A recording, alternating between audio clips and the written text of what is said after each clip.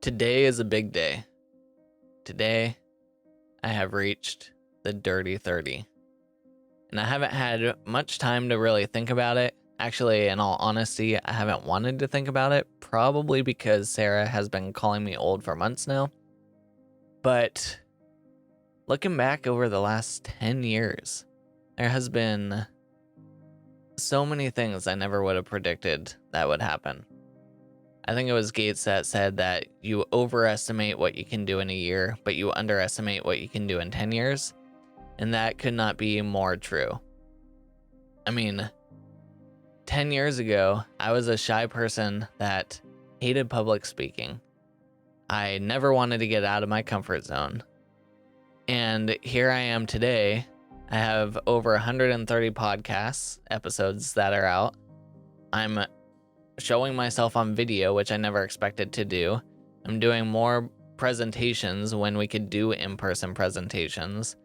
And that just shows you that over time you do grow as a person. I also got way more comfortable trying to challenge myself. So if something made me uncomfortable, that was something I wanted to do more of. And I would push myself to do it. That's how I got more into public speaking. That's how I got more into having guests on a podcast and trying to do these videos. Those were all challenges I gave myself because I knew in order to grow as a person, I needed to push myself. And at 20, I was just coming off of a surgery that made me inactive for months. And being someone that was always active, not being able to move for the fear of the surgery not actually working was completely devastating. That was when I discovered that the foods you eat can have such a huge impact on your body composition, how you feel, and everything else. And that's when I started getting into nutrition in the first place. And that surgery alone just taught me so much about the human body. And that's what got me interested in the human body in the first place.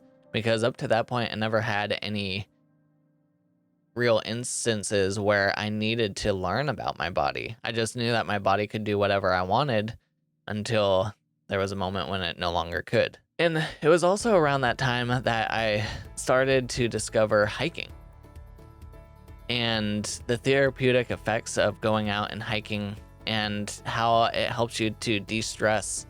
And it was a coping mechanism essentially for me to get away from a lot of different stressors in my life. It's a fantastic coping mechanism. I couldn't recommend it more. Back then, compared to now, like I always wanted to be the best on the trails. I would never let anyone pass me. I wanted to get up to the destination as quick as possible because I wanted to be the fastest person that could ever do that hike, even though I had no idea if there were other faster people. I wanted to be the fast person. I wanted it to be a test on my fitness level. I wanted to show myself that any of these distances I could complete in a very fast amount of time. I remember looking down at my watch and trying to make sure I was always climbing 200 feet of elevation every 5 minutes. So I would pick up my pace no matter what to reach that goal to stay on track on hikes. Now, Sarah has helped me to slow down quite a bit, but in a good way. She has taught me that we can take time at a lake to just hang out and relax and read a book. We can sit there and watch marmots playing in a field. We can stop and take photographs and enjoy the beauty that's around us. We don't have to just rush to the destination all the time. Which there are still moments where I want to do that, but overall I've enjoyed the journey so much more than I used to. And that's when I got into photography in the first place, was because I wanted to enjoy what was around me much more. And I appreciate all of it. Every chance we get out, I'm taking photos left and right, taking hundreds of photos on trips. And those are all just memories I can keep of the places that we've been. And I remember this was back before you could just find hikes online anywhere. I was looking through a book and I discovered the enchantments, and it had labeled it as a hike to do if you're an advanced hiker. And at that point, I was like, that these photos are amazing. And I had family telling me, don't do it. That sounds way above your level. Don't want you to get hurt, blah, blah, blah. And that was a push that I needed to go out the very next day to go for the through hike, which is about 20 miles to get all the way through. So my plan was to go up 10 miles and come back the same way that I went in, because the two different trailheads are really far apart. And I get halfway through the hike and this group tells me, you can't go backwards. You gotta see the rest of this place. So they brought me into their group, and that was the first time I've ever hitchhiked.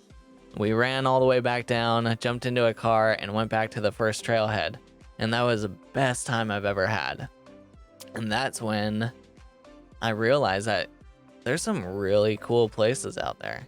And it takes a lot of work to get to these places, but the work that you put in is completely worth it. What I've learned over the years is that you don't have to go out and destroy yourself in every single workout that you do. It's so much better to just have a solid foundation that you can build off of than it is to burn yourself out by doing hard workouts all the time. So now I don't do that many super tough workouts because I just maintain a foundational level that will allow me to do every activity that I want to do. And if there's something that requires a little extra training, then I already have that foundation in place and I can build off of it. But I'm not burning myself out along the way. And that's what I try to teach people, is that at some point in your life, you're going to come across a period of time where you just don't have the time to exercise as much as you used to, or you're really stressed out, or there's just so much on your plate. And that's okay. That's part of life. You can't predict that. However, try to maintain that foundation so that you're able to do the things that you love. And that's also why right now I focus so much more on the recovery aspect than I do the exercise aspect, because I know that I need to keep my tissues as healthy as possible so that I can continue doing these things for a long time. I work with a lot of people who are much older and getting back into fitness, and I can see that their bodies don't do what they want them to be able to do, and it's because they did not take care of them throughout that entire time. Now the beauty is your body's really resilient and you can bounce back, but it does take work. So if you can maintain that foundation and find a way to continue that throughout your life, then you're gonna be able to do so many more of the things that you wanna do as you get older. And recovery is a huge part of that. You want to keep those tissues healthy. And now I spend more time doing stretching and hypervolt and all that type of stuff than I ever have. And it's totally worth it because it allows me to do the things I want to do. And for nutrition, I use food as fuel for the things that I want to do. Food supplies me the energy to be able to do whatever. And I recognize that. It gives me the energy to get through my backpacking trips or to spend a hard day on the slopes. And I focus on foods that make my body feel good. And if a food doesn't work for me, I'm not afraid to stay away from that food. You don't have to force a food that doesn't make you feel good. I'd much rather have a food that makes me feel great, makes my body feel great, gives me energy, than to have a treat that I always feel like crap after eating. And that's just something I've learned over the years, is sometimes this food doesn't work for me. And that's okay, I don't have to force it. I don't need to have every little thing that's out there food-wise.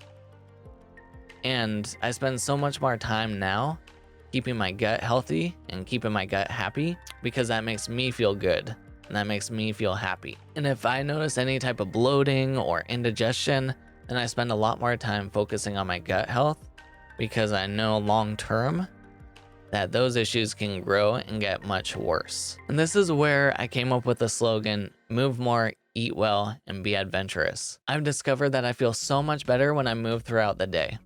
If I've been sitting for a while, I'll get up and I'll do some squats, or I might do some push-ups, or go for a walk.